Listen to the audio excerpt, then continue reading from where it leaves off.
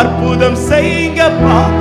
எங்க வாழ்க்கை, எங்க குடும்பத்துல, என் வாழ்க்கையில உம்மை தான் நம்பி இருக்கோம். உம்மை தான் நம்பி இருக்கிறோம். உம்மையன்றி யாரும் இல்லையப்பா. உம்மை தான் நம்பி இருக்கிறோம். உம்மையன்றி யாரும் இல்லை.